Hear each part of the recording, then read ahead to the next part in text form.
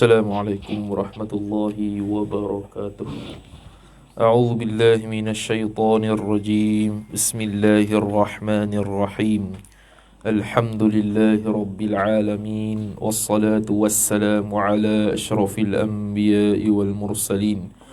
Sayyidina Muhammadin wa ala alihi wa sahbihi ajma'in. Subhanaka la ilma lana illa ma 'allamtana.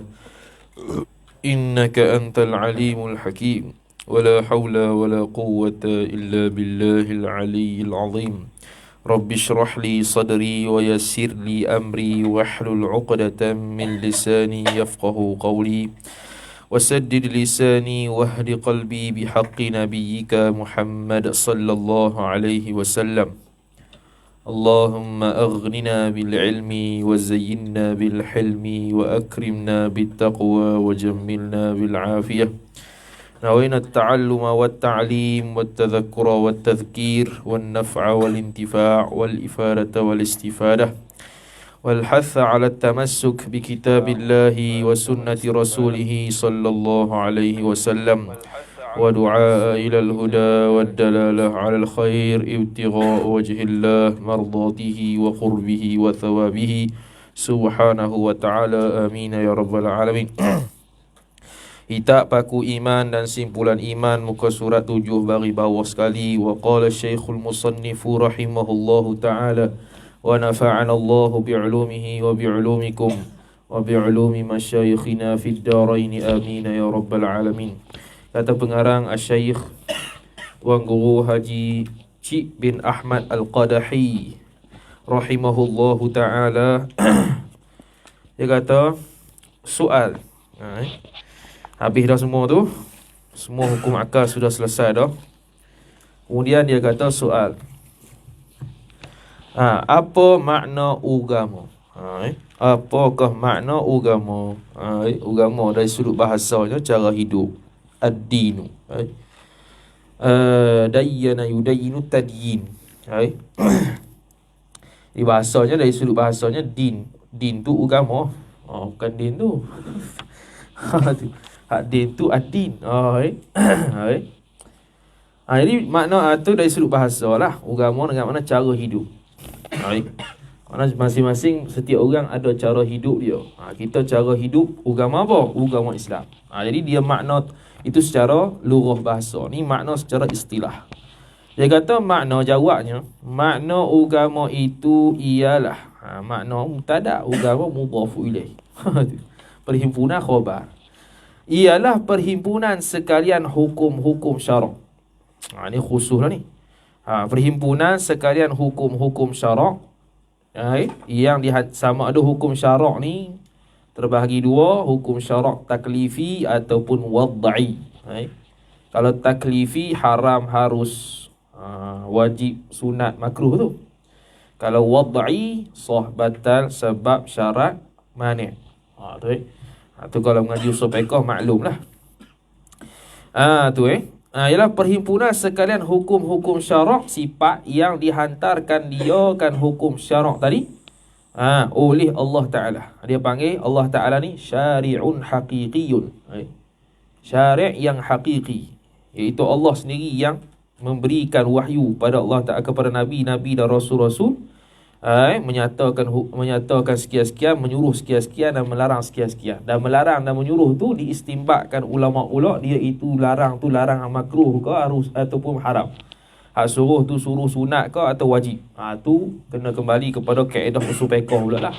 Melihat dalil dan istimbat cara lagu mana. Oleh Allah Ta'ala itu dihantar ta'aluk bagi segala hambanya, hamba Allah yang mukallaf. Jadi bila qaid hamba yang mukallaf, dia qaid untuk ihtiraz, untuk mengeluarkan benda yang bukan mukallaf. Bukan saya saja tu dia kata hamba yang mukallaf dah. Hamba ada yang mukallaf, ada yang tidak mukallaf. Kalau yang tidak mukallaf tidak ada taklif lah. La yukallifullahu nafsan illa wus'aha. Tidak diberi taklifkan akan seseorang itu melainkan kemampuannya. Jadi kalau mukallaf ni syarat 4. Pertamanya baligh. Yang keduanya aqil, berakal. Bila kata baligh, maka baligh laki-laki dengan perempuan lah.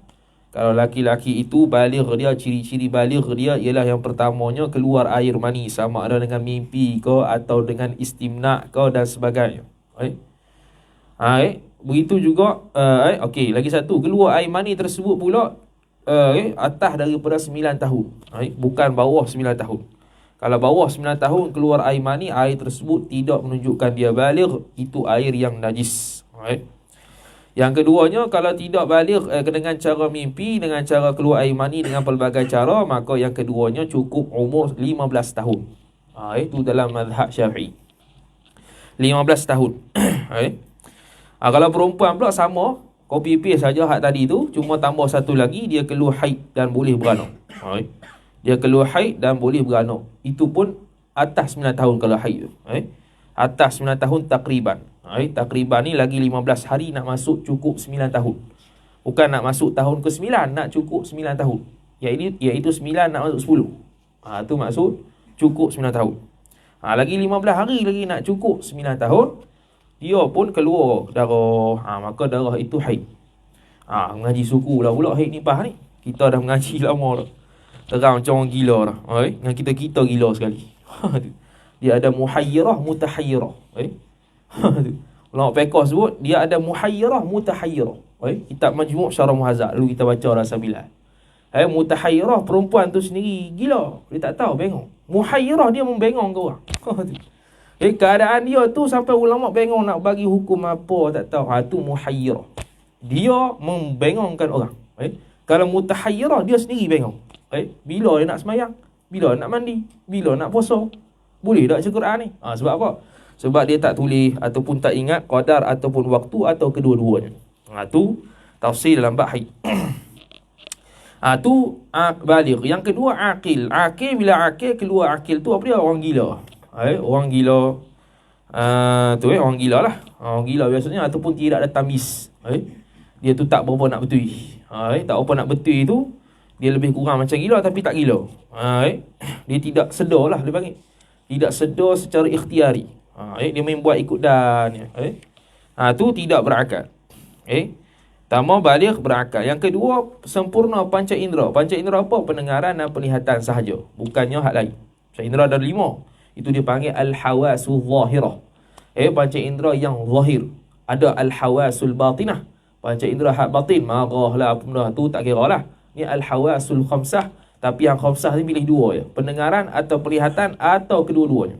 Itu dia panggil mukallaf. Dia buta tapi dia boleh dengar. Tu mana dia mukallaf lagi. Dia tuli tapi boleh tengok lagi. Mana mukallaf lagi. Sebab apa? Sebab dua ni merupakan sumber untuk dapat ilmu. Kalau dua-dua ni tak ada, tak boleh dia nak dapat ilmu ke mana? Tak erti nak sembahyang, dia tak tahu apa. Tu. Tapi yang kata tak tahu apa ni sebelum baligh lah. Kalau selepas baligh baru jadi begitu, maka dihisab di akhirat start baligh sampailah sebelum dia jadi begitu. Kalau dia buta, dia tuli, dua-dua. Bila? Pada waktu umur 20 tahun. Start dia balik contoh 12 tahun. 12 tahun sampai 20 tu dihisab di akhirat. Kalau di antara umur 12 sampai 20 itu dia tak mengaji fardu ain, tak lepas fardu ain, masuk neraka lah. Dah yang kata tak taklif start umur 20 dah. 20 yang dia baru buta, dia baru tuli. Itu pun bukan. Yang kata tak taklif tu gini. Yang kata walaupun tadi dia buta dan tuli, tapi sebelum daripada tu dia wajib belajar. Dia wajib belajar. Umur 12 contohnya dia dah balik. Sampai umur 20 dia balik, tiba-tiba umur 20 tu accident lagi mana ke, pendengaran dan penglihatannya hilang. Jadi dia wajib semayang sebab sepatutnya dia kena tahu dah. Sepatutnya dia kena tahu dah. Dia kena tahu dah sebab sebelum tu sepatutnya dia dah balik, dia wajib belajar dah. Dia tahu dah akidah mana sesat, mana akidah yang betul. Mana dia tahu dah macam mana rukun semayang, macam mana syarat sah semayang. Dia wajib semayang, wajib juga. Cuma payah sikit lah. Yang kata tak payah, yang kata tak ada taklif ni ialah pendengaran dan penglihatan dia itu hilang sebelum balik. Sampailah mati. Tu memang tak ada apa lah. Dia tak mengaji pun tak apa. Umur 7 tahun dia tak mengaji langsung ni. Mayang apa tak tahu. Tiba-tiba umur 8 tahun dia buta, dia tuli. Dia balik umur 15 tahun contoh. Maka sampai bila buta dan tuli tu sampai mati. Tu tak ada taklif. Imam Bajuri rahimahullahu ta'ala sebut dalam Hasyiah Bajuri ala Fathil Qarib yang kata tak ada taklif. Dia buat qayah kata, kalaulah hari ni dia balik, minggu depan dia buta dan tuli, maka akan dihisap seminggu antara baligh dia sehingga pada masa yang dia buta dan tuli. Dia hari ni baligh, minggu depan dia buta dan tuli. Maka akan hisap seminggu. Sebab apa? Waktu dia baligh itu dia masih ada pendengaran dan penglihatan. Lepas pada tu tak ada lah apa-apa hukum kalau dia tak tahu contohnya. Tu. Akan dihisap apa nama tu? Silap-silap tu contoh gila tu. Jis mabuk malam ni. tu contoh gila, Silap-silap bukan pendengaran penglihatan tu, silap. Itu gila. Contoh gila. Bukan contoh hilang pendengaran, hilang penglihatan tau, silap. Contoh dia balik pada hari ni, minggu depan dia gila sampai mati. Dia gila ni jadi tak ada akal lah. Jadi dia akan hisap seminggu. Adapun kalau hari ni dia balik, dia masih boleh melihat, dia masih boleh mendengar, tiba-tiba minggu depan dia dah buta, dia dah tuli. Dia ada masa untuk belajar tu. Maka dia wajib buat ke lah. Dia ada masa untuk belajar, dia wajib buat ke. Yang kata tiada taklif sebab hilang pendengaran ataupun hilang pendengaran dan penglihatan ni ialah sebelum baligh. Jadi kena qaid lah itu. Bukannya semata-mata kalau hilang pendengaran penglihatan tak ada taklif dah. Dah. Bukan makna sehari umur 20 dia hilang, dia buta dan tuli, umur 20 tak sembahyang dah. Bukan. Bukan faham itu. Yang kata tak ada taklif ni sebelum baligh, bukannya selepas dia. Adapun gila lain lah. Kalau gila umur 20 sampai mati, 20 sampai mati tu tak ada taklif langsung lah sebab dia gila.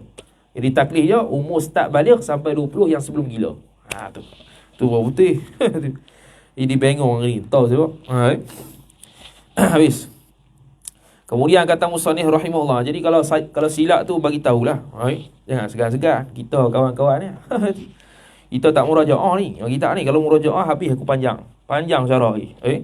Ni kadar-kadar saja. Jadi kalau tersilap tu bagi tahulah. Kemudian kata musannif rahimahullahu taala, mana tadi? Segala hamba mukalah. Atas yang keempat. Yang keempat sampai Islam. Sampai syiar Islam, bukan sampai Islam, sampai syiar Islam. Jadi kalau mengaji kitab fiqh bila kata ini tanda syiar Islam, makna apa? Makna orang kafir kalau nampak hak tu atau dengar hak tu, makna sampai syiar Islam pada dia. Antaranya azan. Kalau orang kafir pernah dengar azan, makna telah sampai syiar Islam pada dia. Sembahyang raya syiar Islam, makna kalau orang kafir melihat orang Islam sembahyang raya, makna telah sampai syiar Islam pada dia.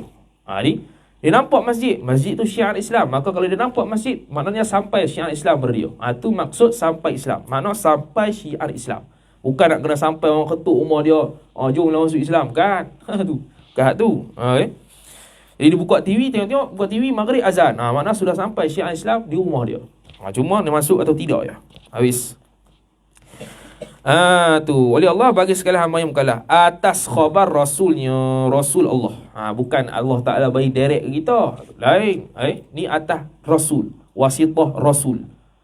Rasul sifat dia kena menyampaikan apa yang Allah Taala suruh sampai, antaranya hukum syarak. Kalau Nabi tak wajib sampai lagi, hanya wajib menyampaikan kepada umat ataupun kepada orang kata aku ni Nabi, supaya orang tak derhaka pada dia.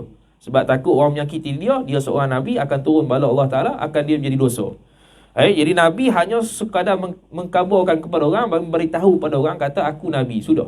Tapi kalau dia Rasul, dia kena wajib menyampaikan apa yang Allah Ta'ala wajib untuk dia sampaikan, iaitu hukum-hukum syarak dan sebagainya. Tu. Kemudian, Rasulnya daripada ni, bayan bagi kata mana? Bayan bagi kata hukum-hukum syarak. Bayan ni mana? Menerangkan lagi. Apa makna hukum syarak di situ?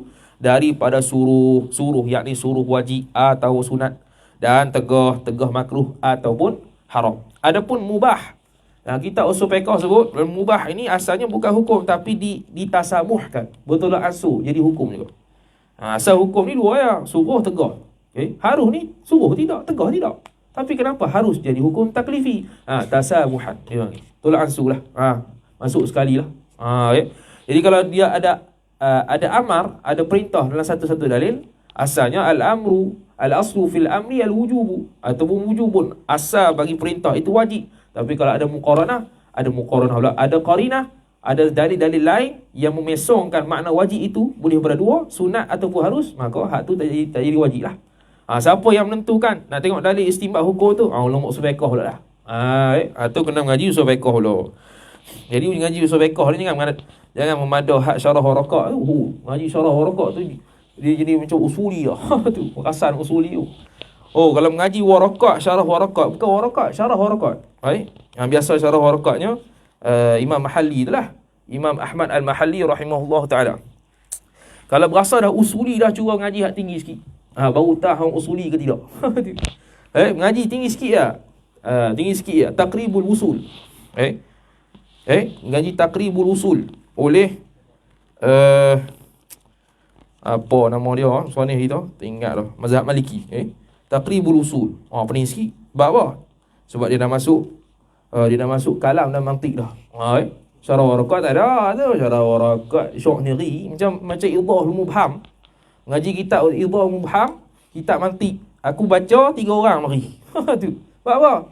Susah. Tak susah sebenarnya. Hak tu ABC je. Kalau idhahul mubham tu dah berasa berat, aku tak tahulah kalau ngaji tinggi. Memang confirm benam lah. Memang confirm mimpi mantik. Sebab apa? Aku tak belajar mantik, aku mimpi je. Sebab apa? Susah. Jadi usul fiqh dia tak akan boleh belajar dan tak akan mampu mendapat kemampuan malakah usul fiqh melainkan dia lalu ilmu-ilmu alat. Antaranya mantik dan usul hadis atau mustalah hadis, sebab berkait dengan istimewa hukum. Ada kait dengan hadis-hadis sahih ke tak? Dan juga ilmu kalam. Ilmu kalam sebab apa? Sebab ada khitabullah. Dia bahas kalam pula kat situ. Tinggi sikit, habis takribul usul, tinggi sikit, ghayatul usul, mampu jauh lah. Hak tu baru tahu aku ni jahil banyak. Aku ingat pasal tahu tak. Tu kata suruh ngaji hak tinggi-tinggi, baru tahu kita ni bodoh pandai. Hari rasa mengaji kitab kecil-kecil, ngaji tak jawi paku iman. Aku rasa boleh mengajar dah. Tu dia. Boleh mengajar dah. Ngaji kitab besar sikit, kitab akidah sungguh besar sikit syarat baru tahu boleh mengajar ke dia. Tak boleh lagi ni. Banyak benda tak tahu. Boleh mengajar kalau orang tak tanya tak apa. Mai orang tanya, syubhat habis Dia. Tu. Jadi jangan cepat nak mengajar orang lah. Mengaji dulu. Kita pun sebenarnya tak mau mengajar orang, dah orang dah masuk macam mana? Dah orang suruh buat macam mana? Tu. Guru suruh buat macam mana? Masuk jugalah. Kita start baca kitab ke orang ni. Degree saya 4 ingat lagi. Tu. Masbuk muafiq dekat surah Habibah. Entah ada ke tak lagi tak tahu. Surah Habibah perempuan. 2-3 orang lelaki mari. Perempuan pun 2-3 orang ke. Zaman-zaman tu lah, zaman-zaman muda dulu. Sekarang tua dah. Tu. Hak ni paku iman. Kita baca banyak kitab dah sini. Banyak-banyak dah. Muafiq masbuk. Lepas tu muafiq masbuk. Faham muafiq masbuk tu orang ilmu panggil pula. Sebelum tu kita belum jadi ahli. Baca pati punya tu musoli. Jadi dah ahli masa tu. Tu pun terpaksa. Kita malas nak masuk kelab. Bubuh lah aku pimuh ke PMK memang aku lari Aku tak mau masuk kelab mengarut ke. Buang masa aku nak ngaji tak nak masa lagi. Habis masuk kelab habis. Al-masyghulu la yushghal. Bila sibuk, tak boleh nak sibuk. Bila disibukkan benda lain, kita tak boleh nak sibuk apa yang kita nak sibukkan. Tak ada masa dah. Sibuk lah. Masuk awal-awal tu study tu. Bukan study group kan. Nama tu. Masuklah ilmu, masuklah terpaksa. Jadi ketua tak erti ni je ketua. Semua suruh orang. Aku tak tahu macam mana. Biar aku tak tahu siapa suruh aku jadi ketua. Tak erti langsung. Memang tak ada orang panggil soft skill dalam bab ni. Aku tak tahu. Habis. Suruh dan tegah seperti i'tiqad. I'tiqad tu keyakinan, tu kena mengaji akidah. Dan ibadat itu fiqhul ibadah dalam bab fiqh. Dan muamalat dan munakahat dan jinayat tu turutan kitab fiqh. Kenapa diutamakan ibadat? Kerana dia bersumberkan dengan hablum minallah. Hak tu lebih utama daripada hamba. Yang utamanya Allah Ta'ala lah. Jadi Allah Ta'ala ni apa kaitan Allah Ta'ala? Ibadat. Semayang, taharrah, haji, umrah, zakat, puasa. Diutamakan ibadat. Pas ibadat tu muamalat pula. Kenapa? Ibadat tak ada siapa boleh terlepas. Ibadat tidak ada siapa pun boleh terlepas. Semua wajib lah kau. Siapa yang kata mukalah wajib ibadat. Yang jarangnya ialah muamalat dan munakahat. Dan munakahat dan muamalat yang paling jarang ataupun yang paling banyak orang sertai ataupun yang paling banyak orang terlibat ialah muamalat. Berbanding munakahat. Jadi ulama menyatakan pula lepas ibadat muamalat. Lepas muamalat dah kaya, nak munakahat lah pula, nak nikah. Maka dia buat pula perbahasan berkenaan munakahat. Lepas munakahat pula ada yang tak puas hati lah, dia ni kahwin dengan dia ni. Bunuh orang. Jadi mari jinayat pula. Tu turutan ulama. Lah kali babul itqi ataupun kitabun fi bayanil itqi. Satu kitab yang bayangkan berkenaan dengan merdekanya hamba. Kenapa? Kerana mudah-mudahan lepas habis mengaji kitab fiqh ni kita merdeka daripada neraka. Dengan mana masuk syurga. Tu tujuan setiap ulama itu dia ada sebab dia. Bukan mengikut dah ibadat, muamalat, munakahat, jinayat dak. Macam dalam kitab akidah, kenapa wujud dulu? Kenapa lepas tu kidam? Lepas tu kenapa bakar? Dia ada tu. Bukan main terus kalam. Ampun. Terus kalam. Terus kudrat dak. Kudrat iradat ilmu hayat sama asal kalam. Kenapa kudrat dulu? Ada yang kudrat dulu, ada yang hayat dulu. Ada yang hayat dulu, ada yang kudrat dulu. Kenapa kudrat dulu? Dia ada. Nanti akan datang lah. Tu tak sampai bab dia. Habis dah lain-lainnya. Kemudian soal, apa makna Islam? Tadi agama ni Islam. Jawab, makna Islam itu mengaku lidah. Islam ni zahir, iman tu batin. Jadi kita faham mudah-mudah kunci dulu. Macam mana nak beza iman dengan Islam? Iman tu batin, dia i'tiqad. Iman tu Islam itu zahir, maka dia melalui iqrar. Lepas tu dia kata mengaku lidah. Mana iqrar? Al-iqrar bil lisan. Iqrar mengaku dengan lidah. Mengaku lidah seorang mahu dan menerima akan segala hukum-hukum yang didatang oleh Rasulullah sallallahu alaihi wasallam. Yang didatang yakni yang dibawa, yang membawa datang. Tu yang didatang. Mengaku lidah. Kata apa? Contoh apa yang dibawa datang? Tak habis lagi tu. Daripada perkara yang maklum, perkara yang diketahui pada agama di sisi orang-orang yang Islam dengan darurah. Jadi perkara yang maklum fi din ada terbelah dua. Pertama darurah, kedua nazari. Darurah ni tak ada siapa pun yang kata tidak. Semua kata iyalah kah. Hatta orang kafir pun tahu. Tu darurah tu. Maksudnya semua orang tak akan terfikir panjang untuk menafikan dia. Semua orang akan terima. Hak ni wajib ni, mana boleh kata sunat. Orang kafir apek pun tahu. Lu kenapa tak sembahyang lagi? Dia tahu. Kita kalau tak tahu sembahyang tu wajib, bohong.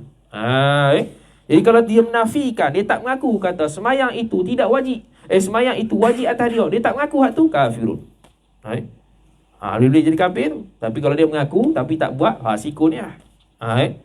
Habis. Jadi dia kata mengaku lidah seseorang mahu dan menerima akal Islam. Jadi apakah alamat dan tanda dia tu mahu, dia itu mengaku kepada apa yang dibawa hukum oleh Rasulullah. Ulama pun ambil kaedah ucap syahadah. Syahadah itu atas pandangan mu'tamad bukan menunjukkan iman, tapi menunjukkan hukum-hukum zahir Islam mesti dilakukan di atas dia. Pandangan mu'tamad, hakikat iman itu ialah at-tasdiqu fil qalbi faqat. Membenarkan dalam hati sahaja. Adapun syahadah itu bukan hakikat iman, itu ialah kalau diucap berlaku hukum-hukum Islam atas dia. Jadi contohnya kalau dia itu tidak mengucap, dan tak ada siapa pun suruh dia mengucap, tapi dia beriman pada Allah dan Rasul, dia itu kafirun indan nas wa mu'minun indallah. Dia kafir di sisi manusia. Kenapa? Kerana dia tak mengucap syahadah, tak zahir. Jadi orang nak tahu je mana. Asal dia tengok orang kafir apek tu, tapi apek tu dia percaya Allah dan Rasul. Cuma tak ada orang yang main tuntut pada syahadah pada dia, dan dia pun tak ada orang main tuntut, dan dia tak tahu syahadah tu salah satu daripada cara untuk dia menyempurnakan keimanan dia. Tak ada. Kalau dia beriman pada Allah dan Rasul dalam hati, tapi kawan tu ada yang suruh tuntut dia ucap syahadah, dia tak mau ucap syahadah, tu kafirun indan nas wa indallah, walaupun dia beriman. Kenapa? Kerana hak tu dituntut, dia tak buat. Yang ketiga ialah dia itu mengaku dengan lidah, dia iqrar syahadah, tapi dalam hati dia kafir. Hak tu kafirun indallah wa mu'minun indan nas. Dia panggil munafiqun. Dia panggil munafik i'tiqad. Munafik ada dua, munafik i'tiqad, munafik amalan. Munafik i'tiqad masuk neraka Allah kekal selama-lamanya. Kalau munafik amalan, dia sama lebih kurang fasikun. Munafik amalan sama macam fasikun. Banyak munafik amalan ni. Antaranya cakap ni bohong. Dia janji, dia tak tepati. Orang suruh jaga amanah, dia khianat. Mayang cepat-cepat, mayang malah. Tu semua ciri-ciri munafik. mayang cepat lah. Mayang cepat tak ada tumakninah maksudnya. Atas mazhab kita lah. Kena koyok lah atas mazhab kita. Kemudian jadi tu darurah. Kalau nazari makna benda tu halus. Benda tu furuk. Bahkan kadang-kadang benda nazari tersebut kalau sampai tahap orang mengaji sekalipun ataupun tak mengaji, dia itu dimaafkan kerana terlalu furuk. Contoh, benda-benda yang terlalu furuk sangat sehingga orang mengaji. Kalau tak mengaji kau dimaafkan kerana itu benda yang terlalu furuk. Tu tak apa.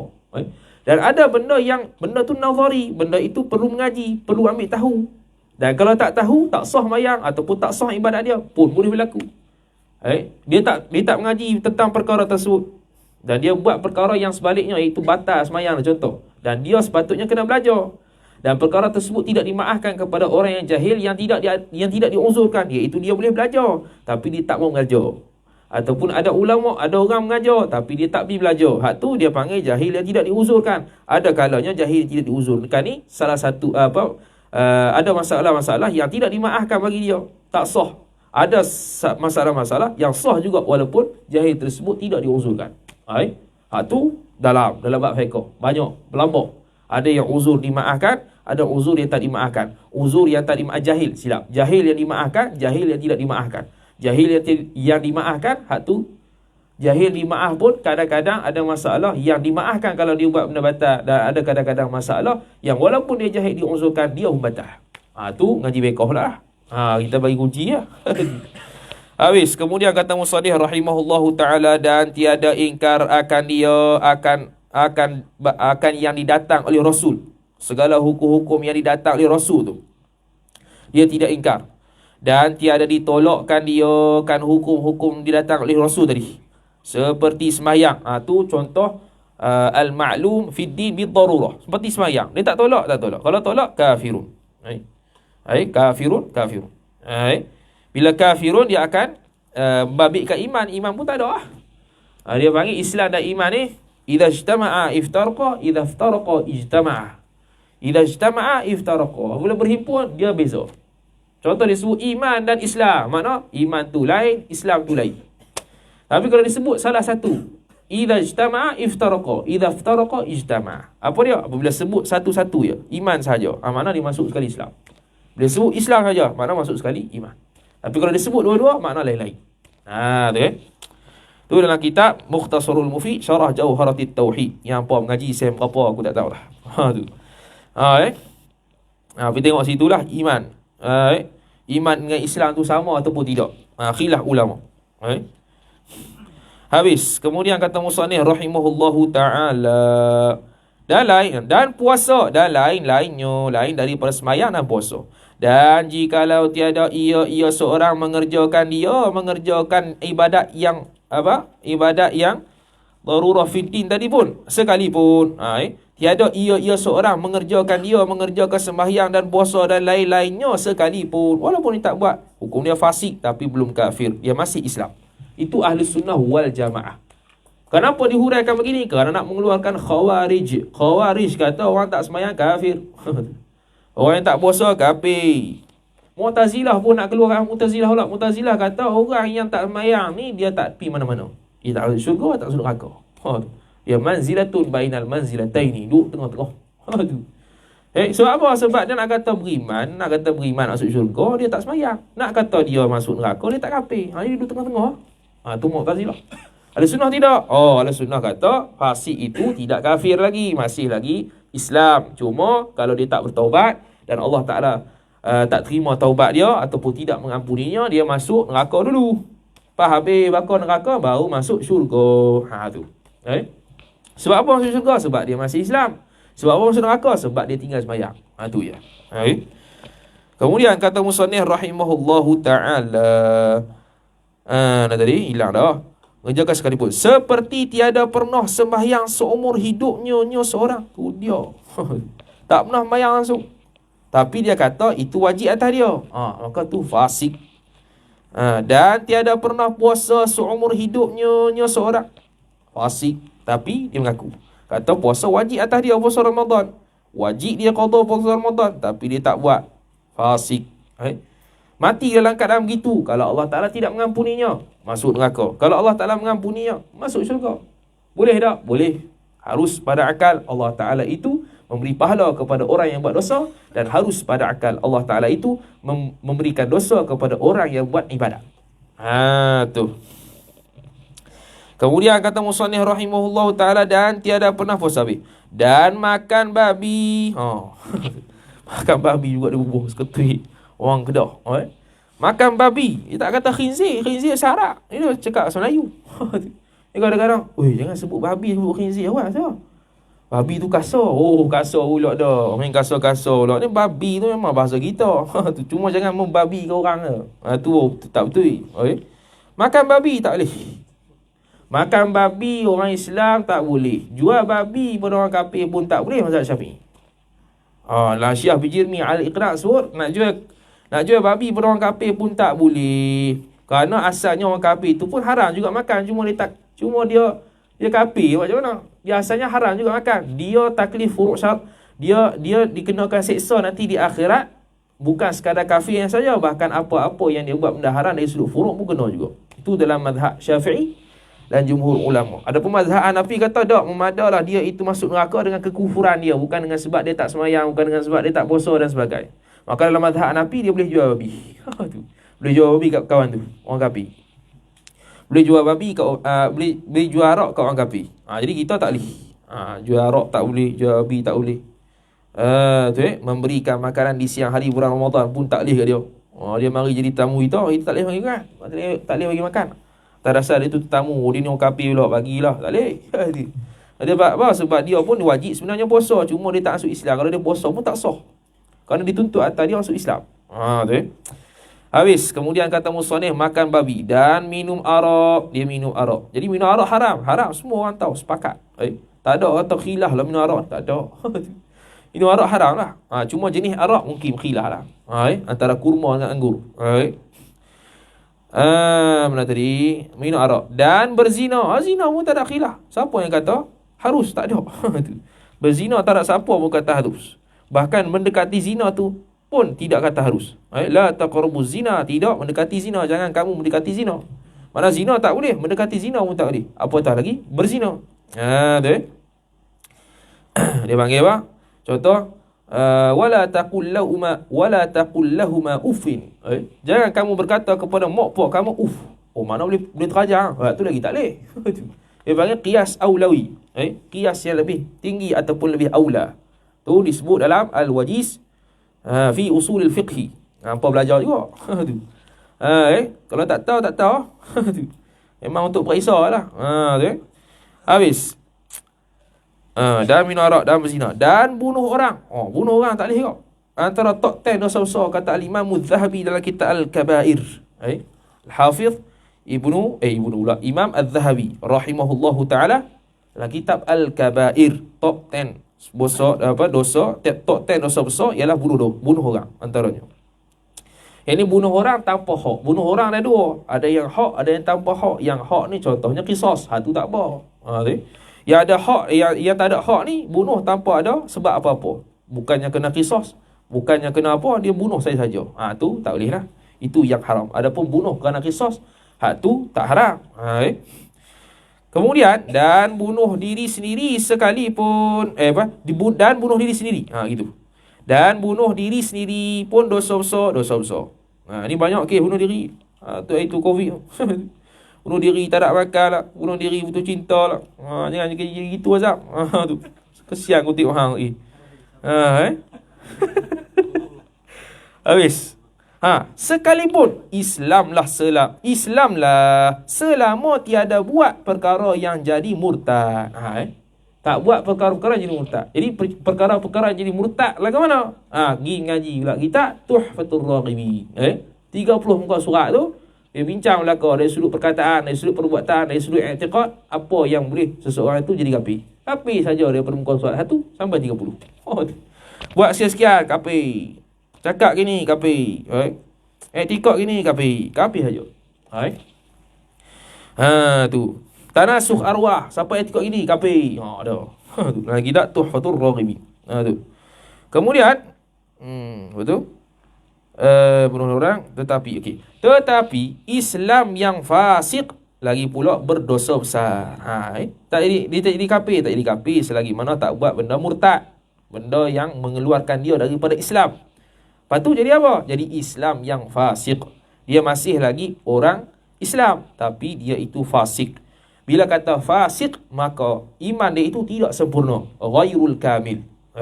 Iman dia itu tidak sempurna. Syekh Muhammad Nawawi bin Umar Al-Bantani rahimahullahu ta'ala sebut dalam kitab Qatrul Ghaith bi syarhi masail Abil Layth. Kita dah baca habis dah kitab tu. Dia kata orang yang beriman pula. Iman seseorang ni ada dua. Pertama, hak kamil yang sempurna. Hak yang kedua, ghairul kamil. Hak kamil masuk syurga direct. Dia najah, dia najin, minan najin, daripada kategori orang yang berjaya. Dia masuk syurga direct tanpa masuk neraka dulu. Hak tu iman yang kamil. Kenapa? Kerana iman tu satu dan ada yang menyempurnakan iman dia, iaitu amal soleh.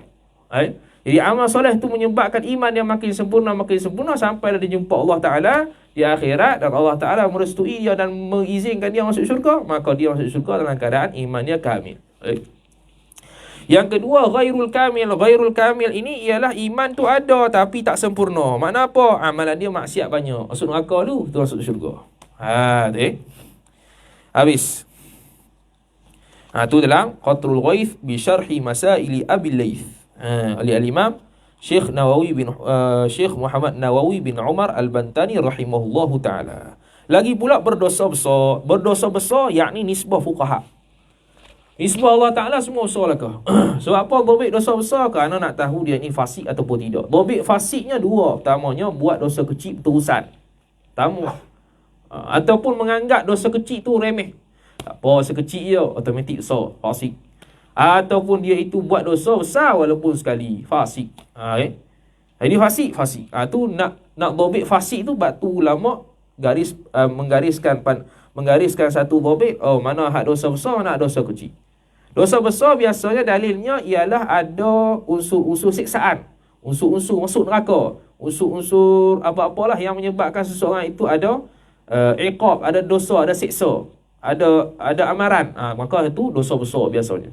Adapun kalau dia itu ada dalil tersebut menunjukkan dia itu dilarang tapi tak ada apa-apa yang mengecam dia, masuk neraka ke, siksa ke, tak ada. Tu dosa kecil.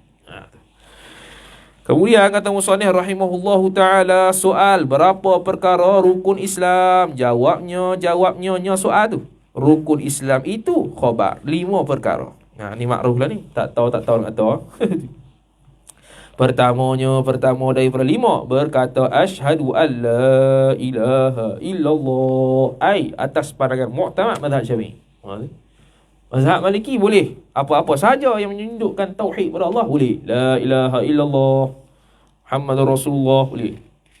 Apa-apa lah lafaz, bukan dengan lafaz asyhadu. Yang kata asyhadu ni berdasarkan hadis Nabi sallallahu alaihi wasallam. Dan pandangan mu'tamad mazhab Syafi'i kena dengan lafaz itu sebab warid daripada hadis Nabi sallallahu alaihi wasallam. Walaupun sebahagian Syafi'iyah mengatakan dia ikut macam Imam Malik tadi, iaitu apa-apa saja lafaz menunjukkan tauhid kepada Allah Taala dan mengakui Muhammad itu Rasulullah, sudah. Ada sebahagian ulama Syafi'iyah yang berpandangan sebegitu. Tapi pandangan mu'tamad dalam mazhab Syafi'i ialah kena guna sirah asyhadu an la ilaha illallah wa anna Muhammadar Rasulullah.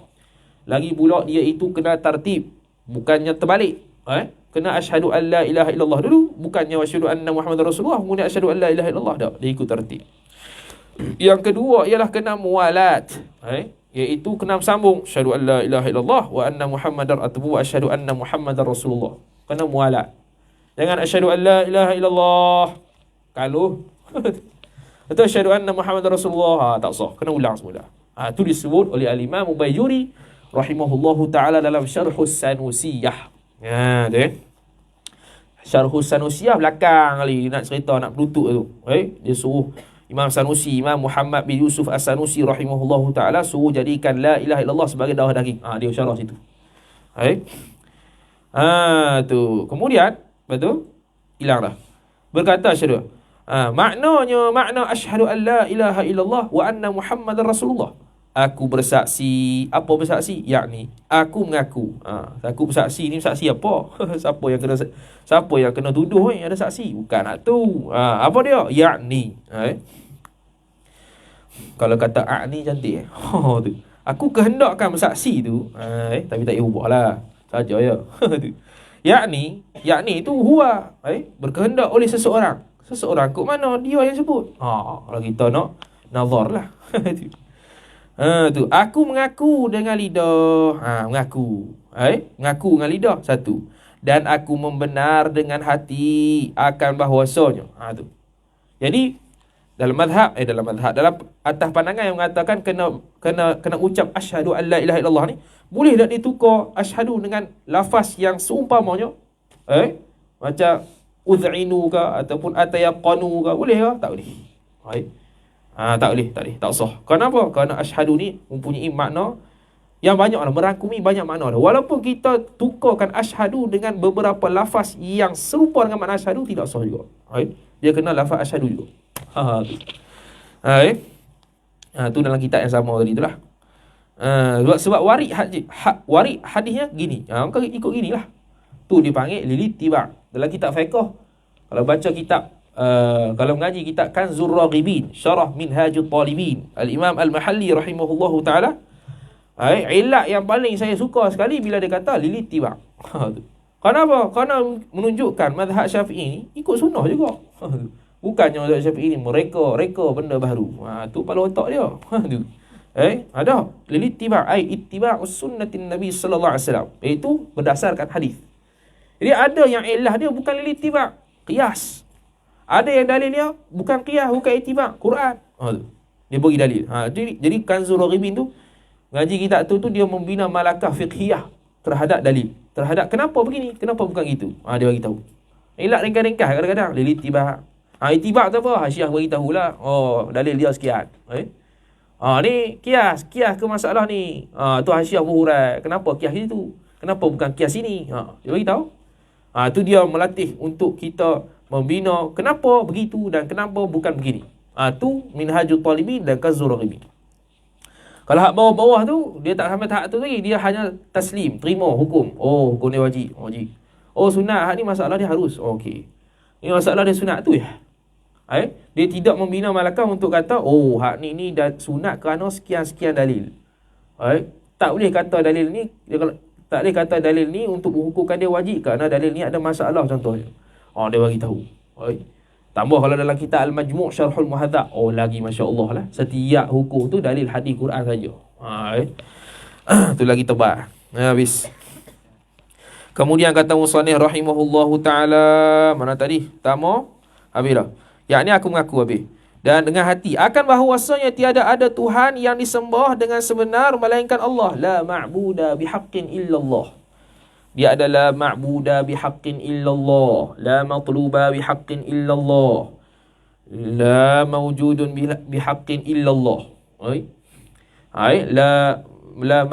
La ma'buda bihaqqin illallah. Tiada Tuhan yang disembah dengan sebenar melainkan Allah. Yani Allah sahaja Tuhan yang disembah dengan sebenar.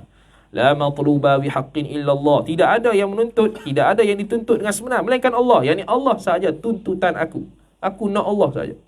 La mawjuda bihaqqin illallah. Tidak ada yang wujud, yang berhak, yang sebenar wujudnya itu melainkan Allah. Yani Allah sahaja yang betul-betul wujud. Kita ni wujud dengan sebab dia. Tu. Itu la mawjuda bihaqqin illallah. La matluba bihaqqin illallah. La ma'buda bihaqqin illallah. Itu tafsir makna la ilaha illallah. Tu. Kemudian kata musannif rahimahullahu taala, dia kata apa lagi? Dia kata apa? Dan bahawasanya Nabi Muhammad itu pesuruh Allah taala. Nabi Muhammad itu pesuruh Allah taala. Jadi bila kata Nabi Muhammad itu pesuruh Allah, jadi apa-apa yang dibawa Nabi juga masuk daripada nabi-nabi yang lain. Jadi tak payah nak sebut nabi lain. Isa wa Yahya ila akhirih, itu Muhammad, itu Rasulullah, tak payah. Ataupun Rasulullah jamak lagi, tak payah. Bila kata Muhammad Rasulullah, apa-apa yang dibawa Muhammad, ngaku juga. Mana apa? Nabi-nabi, rasul-rasul yang Nabi cerita, semua kita percaya belakang. Masuk sekali lah. Benda sam'iyat, masuk sekali lah. Tak payah nak kata wal jannatu wan nar hakun, tak payah tu. Sebab apa? Masuk sekali dengan Muhammadur Rasulullah. Dalam kitab Faridatul Faraid fi ilmi al-aqaid, Syekh Wan Ahmad bin Muhammad Zain Al-Fatani rahimahullahu ta'ala mengatakan bahawasanya apa? Mengatakan bahawasanya Muhammadur Rasulullah itu ibarat lautan. La ilaha illallah, setitik daripadanya. Orang kata, oi, tak betul. Ada pula la ilaha illallah setitik pula dia. Muhammad lagi besar, Allah lagi besar. Tu tak faham lagi. Tak faham nak senyap lah. Dah lah tak faham, tak belajar lah tu. Bukan pergi belajar pun, kita tak dah mana-mana. Tanya dok pun, tak belajar pun, baca sendirilah. Apa dah doktor dah. Macam nak ri. Ke mana dia kata gitu Allah, la ilaha illallah tu setitik daripada Muhammad Rasulullah yang sebesar lautan. Makna dia bukan kata Muhammad tu besar lagi pada Allah Ta'ala. Bukan, tak ada siapa kata gitu. Yang maksudnya ialah benda yang berkaitan dengan Muhammad Rasulullah itu ibarat selautan. Kerana apa? Kerana benda yang disampaikan oleh Nabi SAW tu berlambak-lambak. Salah satu daripadanya ialah tauhid. Itu yang la ilaha illallah itu setitik daripada lautan. Makna apa? La ilaha illallah tauhid itu sebahagian daripada benda yang disampaikan oleh Nabi SAW. Bukannya Muhammad lebih besar daripada Allah. Tu faham Zuhri dia panggil. Jadi Nabi SAW menyampaikan sembahyang lah ke mana, puasa lah ke mana, haji lah ke mana, umrah lah ke mana, muamalat macam mana, jinayat lah ke mana, semua macam-macam. Allah Ta'ala bak tauhid, hak tu sebahagian daripada dia. Itu yang dimaksudkan dengan kata Muhammad Rasulullah itu ibarat selautan, la ilaha illallah setitik daripada dia. Habis. Kemudian kata musannif rahimahullahu ta'ala, dia kata apa? Disembah dengan sebenar dekat Allah. Dan maka ini rukun tertentu atas orang yang kafir yang hendak masuk Islam, yang hendak masuk agama Islam jua, yakni sahaja. Adapun kita mazhab Syafi'i, sunat saja syahadah selain daripada sembahyang. Sunat membaharukan syahadah. Lagi pula selawat kata Nabi SAW juga dalam mazhab kita selain daripada sembahyang sunat. Selawat. Adapun mazhab Maliki dia kata wajib seumur hidup sekali luar daripada sembahyang. Wajib seumur hidup sekali orang Islam itu syahadah. Wajib seumur hidup sekali seseorang itu selawat kata Nabi sallallahu alaihi wasallam di luar sembahyang. Dia kata wajib, kita sunat. Lepas tu khilaf ulama pula ada dalam satu majlis tersebut kalau selawat itu disebut banyak kali, adakah memadai satu selawat ataupun setiap kali selawat itu dilontarkan kena selawat? Khilaf ulama. Khilaf ulama. La kitab Hasyiah Ad-Dusuqi rahimahullahu taala, khilaf ulama ada kata apa? Dia kata memadai sekali saja. Ada kata memadai sekali saja. Dengan makna contoh sekarang ni majlis kita duk sebut nama Nabi sallallahu alaihi wasallam, kita pun sebut sekali je. Madalah. Baik. Pandangan kedua kata tak. Pandangan kedua kata tak. Setiap kali disebut sallallahu alaihi wasallam kena sebut sallallahu alaihi wasallam. Jadi khilaf. Tu disebut dinukilkan oleh Baba Qutaibah Rasyidi hafizahullah taala dalam syarah Bughiyatul Tullab dia. Jilid 1. Bahagian selawat.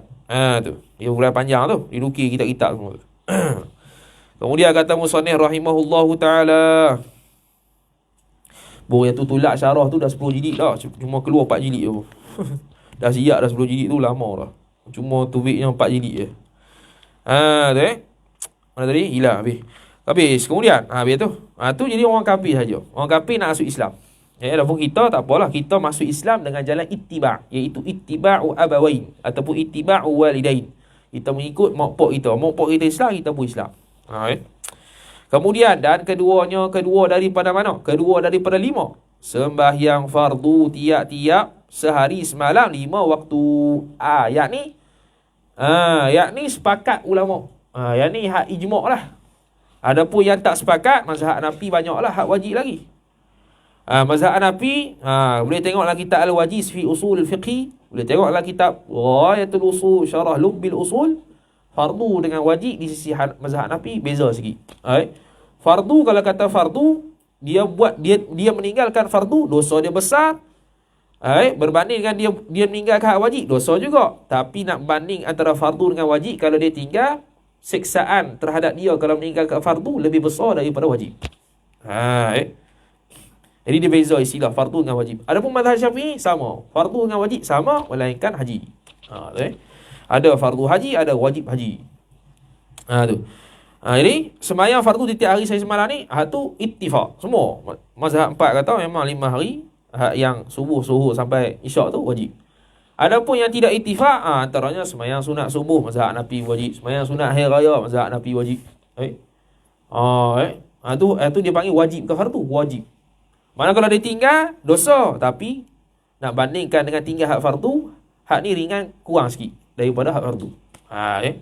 Sembahyang sunat subuh mazhab Hanafi wajib. Sembahyang witir mazhab Hanafi wajib. Sembahyang hari raya mazhab Hanafi wajib. Tu. Mampu itu ya. Korban wajib mazhab Hanafi kalau dia mampu. Wajib. Kita sunat muakkad belaka. Kemudian kata musannif, jadi kalau mengaji usul fiqh, hak tinggi sikit. Kalau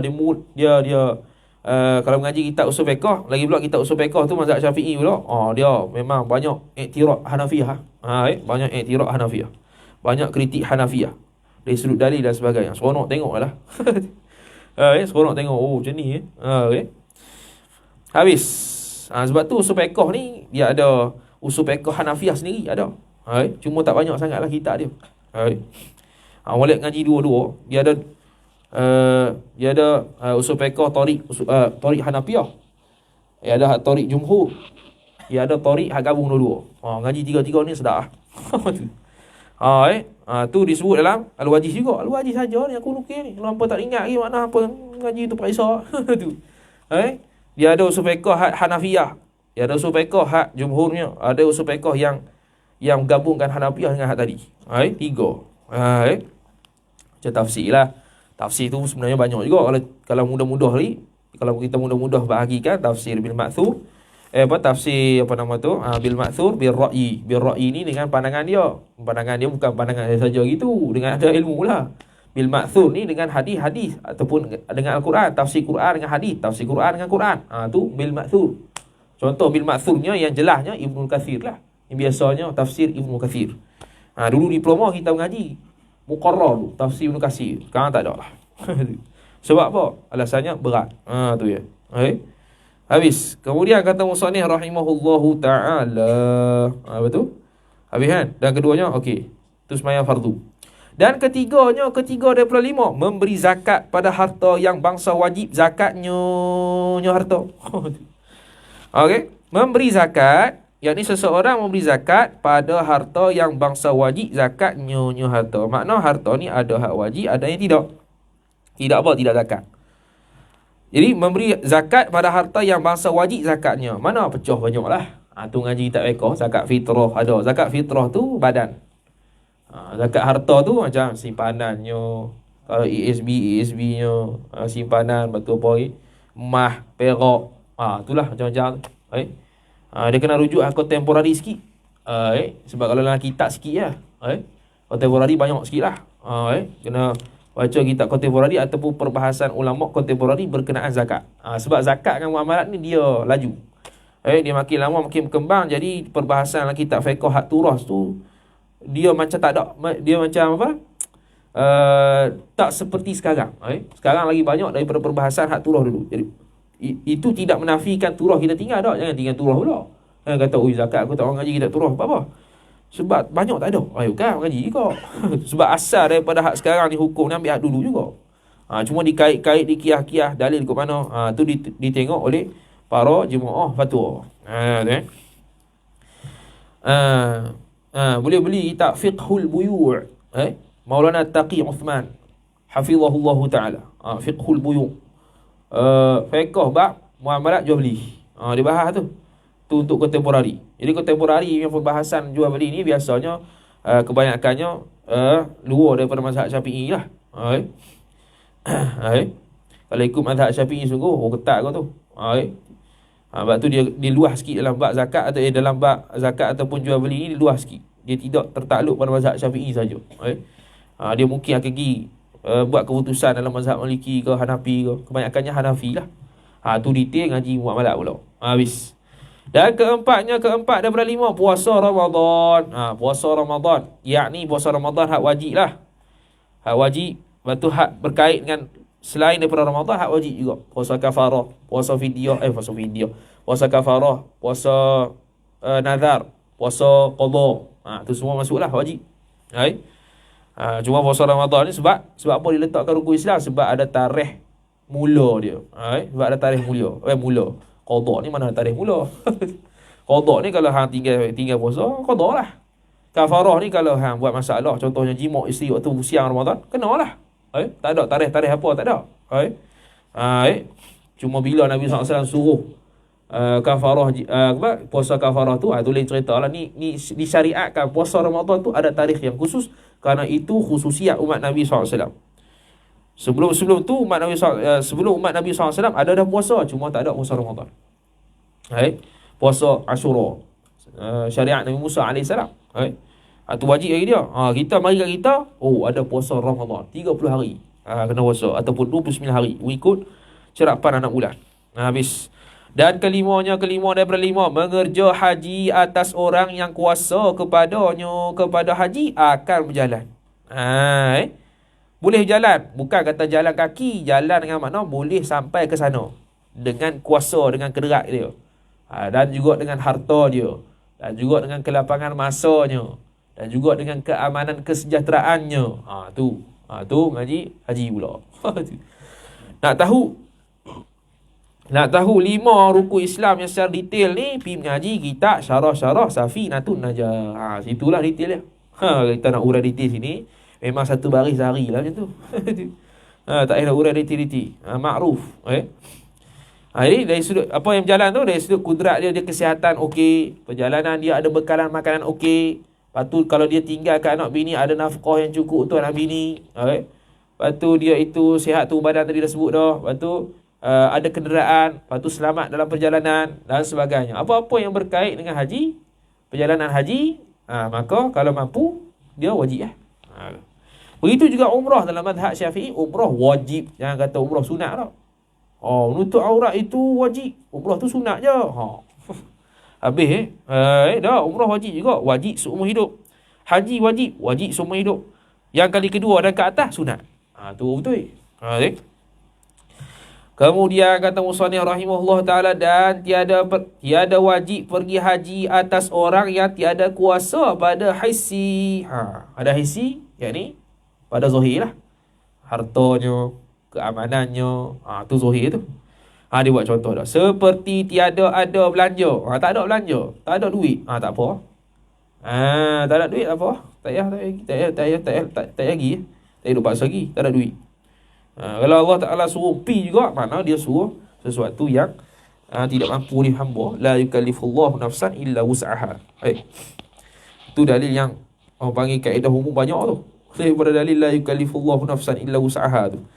Jadi tak ada belanja, tak ada duit, tak ada harta, tak lagi tak apa. Tu. Atau tiada kuasa pada maknawi, seperti diambil cukai. Tu dia. Ambil cukai hukum dia haram. Ustaz dia sebut cukai. Kuasa pada maknawi, tiada kuasa pada maknawi seperti diambil cukai. Yakni kita kena bayar cukai pada sekian. Dan jikalau cukai royah, kata jikalau cukai itu sedikit sahaja sekalipun. Sebab orang Islam tak boleh bayar cukai, bayar zakat je. Orang kafir bayar cukai, kita tiba-tiba bayar cukai, maka tak wajib. Tu dia. Hebat tu. Jadi hak hissi tadi tu, hak tadi lah, belanja, kesihatan, keamanan, kenderaan, tu hissi lah. Dia tak bagi tahu je. Detailnya kita tengok kitab Safinatun Najah dan syarah dia, ataupun Ar-Risalatul Jami'ah dan syarahnya Bahjatul Wasail. Habis dah ajar. Bahjatul Wasail tu. Kita tengok syarah situ. Nanti kalau syarah kat awal-awal contohnya, kita tengoklah Bahjatul Wasail, kering-kering sikit, boleh syarah satu hari. Habis. Niscaya, sedikit saja habis. Niscaya tiada wajib pergi haji. Niscaya tiada wajib pergi haji. Tiada wajib pergi haji. Habis. Adapun mengaku mahu dan menerima rukun-rukun Islam seperti sembahyang dan zakat dan puasa dan haji, itu wajib usuli. Apa dia? Mengaku mahu dan menerima. Mengaku kata Islam, sembahyang wajib atas aku, haji wajib atas aku, puasa wajib atas aku. Tu wajib usuli. Mana apa? Kalau dia tak buat, kafirun. Dia ada wajib furu'i, wajib usuli. Wajib usuli mengaku sembahyang tu wajib atas aku, puasa atas aku wajib. Tapi kalau buat puasa tu sendiri, tu wajib furu'i. Buat sembahyang tu sendiri, tu wajib furu'i. Mana kalau dia tak buat, dosa besar. Tapi tak jadi kafir kerana dia mengakui. dan mengajarnya dan mengerjanya rukun-rukun Islam tadi dengan perbuatan rukun-rukun Islam itu wajib furu'i. Baru kata. Jadi dia semayang dengan kaifiat tertentu wajib furu'i. Mana kalau dia nak bersemayang wajib belajar. Al-amalu bila ilmin la yakun. Terbalik. Al-ilmu bila amalin jununun wal amalu bila ilmin la yakunu. Tu Imam Ghazali sebut dalam kitab Ayyuhal Walad. Ustaz Khairal hafizahullah taala dah habis baca dah kitab tu. Waktu tu ngaji kan Syarah Sitin Masalah. Tu zaman-zaman kita degree tu. Habis dah baca tu. Dia baca poin lama Ayyuhal Walad tu. Ustaz Khairal memang suka tasawuf. Lama 1-2 baris lama tu. Sejam 2 ubah tu. Terus depan itu. Penuh dobit kitab tu. Kitab tu pun mana tahu ya hawalat tu. Ceritakan di KL ada lah tapi dia kecil nipis. Jadi payah nak cari. Tu. Ini wajib furu'i. Kitab fiqh dia baca laju. Kitab tasawuf, mari tu. Mari zuk. Okay. Maka kerana inilah tiada jadi kafir tu tafriq ni panggil. Bila faham kata hak mengaku tu wajib usuli, hak buat tu wajib furu'i, maka kerana kata hak tadi itulah wajib usuli tu kena mengaku, wajib furu'i tu kena buat, tiada jadi kafir orang yang tiada pernah sembahyang walaupun seumur hidupnya orang itu. Tapi selama mana-mana, selama mana dia mengaku. Selama mana dia mengaku. Habis. Selama ia dia tulis dah. Tu tak musyarah tu. Selama ia seorang itu mengaku wajib rukun-rukun Islam tadi dan menerima rukun-rukun Islam tadi dan tiada ingkar rukun-rukun Islam tadi. Tak? Dia tak ingkar, dia terima elok, dia kata hak tu wajib tapi dia tak buat. Hak tu fasikun sahaja, bukannya kafirun. Tu dan tiada buat perkara yang jadi murtad. Titik. Macam tadi lebih kurang Maka nyata terang-terang orang yang berkata jadi kafir, orang yang meninggalkan sembahyang dengan sengaja. Padahal orang yang berkata itu, ia orang yang berkata mengaku bermazhab Syafi'i. Ni mesti dalam kampung dia ada macam ni. Dia kata dan tiada maka nyata terang-terang orang yang berkata jadi kafir, orang yang meninggalkan sembahyang dengan sengaja. Ada orang kata jadi kafir. Padahal orang yang berkata itu dia qaid, mengaku mazhab Syafi'i. Sebab mungkin mazhab lain ada kata kafir. Tu. Atau ia orang yang tadi kata kafir tu tiada bermazhab, mana-mana mazhab. Siapa tu? Dia mandai tu. Jawab dia, maka adalah orang yang berkata itu orang yang berkata jadi kafir itu. Jadi kafir itu tu maqul qaul bagi berkata. Ialah orang yang sesat lagi menyesat. Itu khabar bagi orang yang berkata. Menyesat tu akan orang yang lain pula. Sesat tu diri dia saja, menyesat tu dia muta'addi, kena pada orang lain. Tu sesat lagi menyesatkan. Sebab tu nak jadi sesat sudahlah, jangan menyesatkan. Kalau menyesatkan confirm sesat. Tapi kalau sesat belum tentu menyesatkan. Tapi kebiasaannya sesat lagi menyesatkan. Kerana bila dia itu mengaku bila dia itu beriktikad sekian-sekian atau membuat sekian-sekian yang bercanggah dengan Islam, dia sesat dan dia akan mengajak orang lain, dia menyesatkan orang. Dan orang yang ikut dia pun sesat dan dia ajak pula menyesatkan lagi. Sampailah bila-bila. Itu sesat menyesatkan. Jadi orang yang katakan kafir padahal dia itu bukan mazhab Syafi'i. Padahal dia tu bermazhab Syafi'i ataupun tak ada mazhab. Dia tak ikut mazhab mana-mana. Dia kata kafir orang yang meninggalkan sembahyang. Ataupun kita kiyahlah kafir orang yang tak puasa dan sebagainya. Tu tak betul. Sesat lagi menyesatkan. Dah memang tak betul lah. Lepas tu hadis yang kata kafir tu lagu mana? Tu yang kata kafir tu mazhab Syafi'i kata kafir ni'mat, bukan kafir i'tiqad. Kafir nikmat apa dia? Dia itu ada nikmat Allah Ta'ala bagi tapi dia tak guna. Tu kafir nikmat. Dia mengingkari nikmat yang Allah Ta'ala bagi. Tu kafir nikmat. Kafir i'tiqad tu, i'tiqad dia kafir. Hak tu baru kafir sungguh. Hak ni dia tak sembahyang. Kafir. Tak, bukan kafir i'tiqad. Kafir kufur nikmat. Kafir kerana dia itu mengingkari nikmat yang Allah Ta'ala bagi. Dalam Bahjatul Wasail bi Syarhil Masail, Syekh Muhammad Nawawi bin Umar Al-Bantani rahimahullahu taala, dalam pengarang kitab Risalatul Jami'ah, dia ada buat satu satu bahagian maksiat dalam bab anggota, dalam bab tasawuf tu, belakang tu, dia kata maksiat badan. Okay? Biasanya orang buat kitab rekod, kitab apa nama tu, tasawuf tu, biasanya 7 anggota je. Dia tambah satu lagi, maksiat badan. Okay? Antara maksiat badan ialah tinggal sembahyang, tinggal puasa. Apa yang menyebabkan ibadat yang memerlukan seluruh anggota badan, dia panggil maksiat badan. Okay? Jadi bila maksiat badan, maknanya kita tidak melakukan sembahyang tersebut. Itu kufur nikmat. Nikmat Allah Ta'ala bagi badan elok dah semua. Ada telinga, ada pendengaran, ada mulut, ada tangan, ada kaki, semuanya itu untuk sembahyang, tapi dia tak buat. Itu kafir nikmat. Na'udzubillahi min dzalika. Mudah-mudahan melindungi ia oleh kami dengan Allah Ta'ala daripada demikian sesat lagi menyesatkan. Soal, apa makna iman? Habis dah Islam. Jadi Islam tu boleh pergi tengok syarah-syarah Safinatun Najah ataupun Bahjatul Wasail. Pergi huraian detail lah kat orang-orang kalau nak baca nanti. Soal, apa makna iman? Jawab soal. Makna iman itu menerima hati. Tengok kata. Kalau Islam iqrar, zahir lidah. Kalau iman hati, itu je. Bila je. Menerima hati, yakni menerima oleh hati fa'il. Terima, taslim. Dan membenarnya, tak cukup taslim, tak cukup terima, benar sekali. Tasdik. At-tasdiku fil qalbi ma ja'a bihi nabi. Tu. Membenarnya. Ya, mana?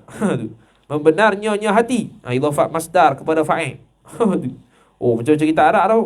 Akan Nabi, maf'ul. Akan Nabi sallallahu alaihi wasallam. Tu, menerima dan membenarkan.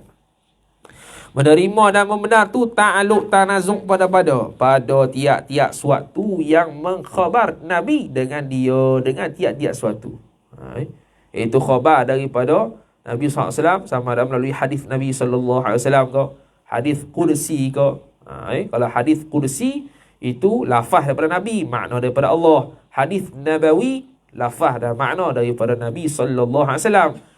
Lafaz dan makna daripada Allah itu Quran. 3. Tu dalam ulumul hadis. Jadi kita apa usul hadis dulu bukan usul hadis, ulum hadis. Ulum Quran silap. Ulum Quran dulu tu tak apa, ingat lagi tu. Kita tak guna kita tu. Tak apa, ingat. Tu dia kata tu. Ulum Quran. Lecturer dia Ustaz Said. Tu Imam Yizal. Dulu jadi lecturer kan tak ada lah. Sebab tak ada master. Habis. Kemudian tadi na'udzubillah tu. Tu maklum Nabi dengan dia. Daripada tu bayan mereka kata suatu yang mengkhabar tu. Apa yang mengkhabar, apa yang tiap-tiap suatu yang mengkhabar tu daripada perkara yang maklum, perkara yang diketahui pada agama di sisi orang-orang Islam dengan darurah. Macam tadilah copy paste dia. Bayang, puasa, haji, semua tu dia kena terima dan membenarkan itu memang Nabi suruh. Tu iman. Dan kalau dia setakat tu ya, dia setakat ada imannya tapi tak buat, maknanya iman dia tidak sempurna. Dia beriman tapi tidak sempurna. Amalan itu yang mencahayakan dan menyempurnakan lagi keimanan asal dia. Asal dia beriman ni tasdik je. Membenarkan, hak tu memang betul lah. Nabi kata suruh wajib sembahyang, wajib puasa, wajib haji, umrah dan sebagainya, tapi aku tak buat. Dia ada iman tapi tak sempurna. Tu ya. Kemudian kata musannif rahimahullahu ta'ala, soal berapa perkara rukun iman? Berapa? Ada 6. Jawab soal. Rukun iman itu 6 perkara. Tafsir satu-satu 6 rukun iman ni. Pi tengok kitab Qatrul Ghaith, Syarah Masail Abil Laith. Kita baca habis dah. Kat Uda Iniza. 2 tahun lepas ke apa? Tengok situ. Syekh Nawawi Banten rahimahullah ta'ala kata apa? Kata rukun iman ni tak cukup sekadar tahu. Bukan. Tak cukup sekadar sebut. Rukun iman ni pertama beriman pada Allah, kedua sekian sampai ke 6. Tak memaduk. Dia kena faham. Kalau dia, kata Syekh Nawawi Banten rahimahullah lagi, kalau dia tahu rukun iman tapi tak faham apa dia yang dia kena beriman tu, maka dia itu tidak sah i'tiqad dia. Jaga. Sebab tu Qatrul Ghaith, Syarah Masail Abil Laith itu khusus kitab untuk dia bahas rukun iman dia. Apa yang sepatutnya dia kena tahu pada bab beriman dengan Allah? Apa sepatutnya dia kena tahu? Beriman pada malaikat. Apa sepatutnya kena tahu? Beriman pada kitab, beriman pada Rasul, beriman pada hari kiamat, beriman pada qada dan qadar. Apa dia? Tu pergi tengok qatrul ghaif. Kita ada khatar dalam kitab tu. Jadi Imam Syekh Nawawi Banting kata tak sah rukun iman, tak sah iman dia kalau dia sekadar tahu rukun iman tanpa mengetahui apa maksud di sebalik beriman pada Allah dan sebagainya. Kemudian kata musannif rahimahullahu taala, pertama daripada 6, percaya dengan Allah, i'tiqad dengan Allah. Sehari pun dia tafsir juga. Lepas pada tu. Dan kedua daripada 6, percaya dengan malaikatnya, malaikat Allah. Dalam bab akidah 3, pertama ilahiyat, nubuwat, ghaibiyat ataupun sam'iyat. Kenapa didahulukan ilahiyat? Kenapa tidak dahulu nubuwat tu? Kenapa tidak sam'iyat? Kerana uluhiyat ni berkaitan dengan Tuhan. Tuhan ni dahulukan. Berkaitan Tuhan ni pun payah dah. Dan kalau orang beriman dengan Tuhan ni, insya-Allah nubuwat dan ghaibiyat senang. Tapi kalau awal-awal dah dibahaskan ghaibiyat, kemudian ilahiyat, lepas tu nubuwat. Ghaibiyat ni benda yang tak nak capai oleh akal, tak pernah didengar oleh telinga, tak pernah dilihat oleh mata, tiba-tiba dia cerita benda pelik. Payah nak terima tu. Maka didahulukan perbahasan uluhiyah kerana dia berkaitan dengan Tuhan, Khaliq. Lagi pula kalau dia faham dan dia tahu dan dia percaya berkaitan dengan Tuhan tu, hak nubuwat dengan sam'iyat yang dia tak pernah jumpa, mudah untuk dia terima dan i'tiqad. Tu kenapa rahsia, kenapa didahulukan ilahiyat, kemudian nubuwat, kemudian sam'iyat. Kenapa bukan sam'iyat kemudian baru nubuwat? Kerana nubuwat lah. Sebab apa? Sebab sam'iyat itu dibawa oleh Nabi. Maka kalau dia percaya Nabi, insya-Allah percaya juga sam'iyat. Dan ketiganya, tu juga boleh kita yang berkaitan rukun iman ni juga boleh kita urai mengikut cara dalam kitab Nurul Zalam Syarhu Aqidatil Awam. Tu pun ada cerita juga malaikat lagu mana, apa yang kita wajib percaya, tafsir lagu mana. Wajib beriman pada malaikat secara ijmali, secara umum wajib tanpa tafsir. Hak tu wajib. Ijmali yang secara umum ni apa dia? Iaitu malaikat Allah Taala ni tu sabit. Berapa bilangan dia? Allahu a'lam. Hak tafsir yang sebut satu-satu. Malaikat Jibril, Mikail, Israfil sampai Malik dan sampai Malik tu 10 tu. Tu ada yang tafsir, ada yang ijmal. Macam itu juga dengan Nabi. Beriman dengan Nabi dan para Rasul. Adapun beriman dengan bilangan Nabi tu atas pandangan muktamad tawakuf. Kenapa? Kerana kalau kita berimankan Rasul itu ada 313 je, tapi pada hakikatnya 315, makna kita mengaku 313 je Rasul, 2 lagi hak Rasul, kita tak mengaku. Bahaya. Atau kita mengaku 315, tapi pada hakikatnya 313 je Rasul, makna kita sudah mengakui 2 orang Rasul yang bukan Rasul. Ini ulama kata tawakuf itu lebih selamat. Gitu juga bilangan Nabi. Tu. Habis. Dan ketiga daripada 6, percaya dengan segala kitabnya, kitab Allah.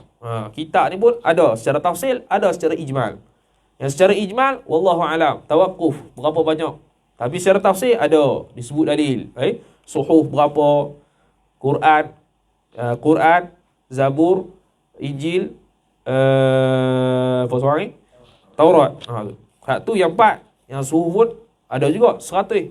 Hak 100 tu pun ada khilaf. Nabi mana yang dapat, Nabi mana yang tak dapat. Itu dah berkaitan dengan kitab. Sebab kitab tu berkaitan dengan kalam Allah Subhanahu wa ta'ala. Jadi kena beriman juga. Walaupun tak pernah jumpa. Walaupun jumpa Quran. Walaupun Injil sekarang dah selewik. Yang sah dibaca dalam sembahyang ialah Quran saja. Quran yang ada di mushaf sekarang. Bukannya Quran yang mansuh. Bukannya Injil, bukannya Zabur. Bukan. Bukannya hadis, bukan. Habis. Keempat daripada 6. Percaya dengan segala rasulnya Allah Ta'ala. Macam tadilah. Rasul atas pandangan muktamad tawakuf. Berapa bilangannya? Dia khilaf. Ada 313, ada 314, ada 315. Khilaf. Tapi pandangan muktamad tawakuf. Dan kelima daripada 6, percaya dengan hari akhirat. Percaya dengan hari akhirat apa dia? Percaya dengan adanya azab siksa kubur. Percaya dengan adanya sirat. Percaya dengan adanya surga neraka. Percaya dengan adanya ruh dan jasad kita bakal kembali. Bukan ruh saja. Ahlussunnah wal Jamaah kata ruh dan jasad akan kembali. Kembali tu lagu mana? Khilaf pula. Ada yang kata kalau kembali tu dengan makna Allah Ta'ala menjadikan baharu ke? menjadikan semula ke, ataupun Allah Ta'ala menghimpunkan semula potongan-potongan badan kita di akhirat nanti, ataupun Allah Ta'ala itu menjadikan baharu. Khilaf dua tu. Kita ni bakal dihimpunkan dalam keadaan bagaimana? Pandangan pertama kata Allah Ta'ala buat lain, buat baharu. Pandangan kedua kata tak. Pandangan kedua kata tak, guna hak asal badan kita lah. Kalau dah bercerai-cerai tu Allah Ta'ala cantumkan semula. Sebab itu bulu-bulu kita, kuku-kuku kita dimakruhkan untuk kita potong sebelum kita mandi junub kalau kita junub. Sebab apa? Sebab nanti di akhirat atas pandangan yang mengatakan kembali semula benda-benda ni, maka bulu-bulu dan kuku-kuku kita semua akan kembali juga. Sebab tu dimakruhkan. Syekh Muhammad Ramli rahimahullahu ta'ala sebut dalam kitab Nihayatul Muhtaj ila Syarhil Minhaj, kata makruh orang yang berjunub potong kuku, potong bulu dan sebagainya sebelum dia mandi junub. Makruh saja. Tu. Habis. Siraknya, hisaknya dan sebagainya. Tu hari akhirat. Kalau tak percaya boleh jatuh kafir. Dan keenam daripada 6, percaya dengan qadar, baiknya dan jahatnya. Ni ada hadis Nabi SAW, musasal biqabdil lihyah. Musasal genggam janggut. Salah satu ni lah berkaitan dengan takdir. Berkaitan dengan takdir. Aku beriman dengan takdir yang baik dan buruk, yang pahit dan manis. Ni nak kata Nurul Dhalam ni, ada orang ni musasal biqabdil lihyah. Syarat dia ialah kena orang tu menjanggut. Janggut pula, menjanggut bukan menjanggut nipis itu tak. Menjanggut yang boleh pegang. Pegang ini. Walaupun salai. Habis. Hak tak ada janggut, tak payah. Kalau perempuan ada janggut, jenuh awak nak jawab. Terfikir kalau perempuan ada janggut, jenuh. Boleh sah tak? Sah tu. Tak tahu kita. Habis. Dan keenamnya percaya dengan qadar. Wallahu ta'ala alam. Wa sallallahu sallam ala sayyidina Muhammad wa ala alihi wa sahbihi wa baraka wa sallam. A'udhu billahi minasyaitanir rajim. Bismillahirrahmanirrahim. Alhamdulillahi rabbil alamin. Wassalatu wassalamu ala asyrafil anbiya'i wal mursalin sayyidina Muhammad wa ala alihi wa sahbihi ajma'in. Allahumma zidna ilma warzuqna fahma. Allahumma zidna ilma warzuqna fahma. Allahumma zidna ilma warzuqna fahma. وصلى الله وسلم على سيدنا محمد وعلى آله وصحبه وبارك وسلم والحمد لله رب العالمين. Minggu depan dah? Dah? Okey. Wallahu a'lam.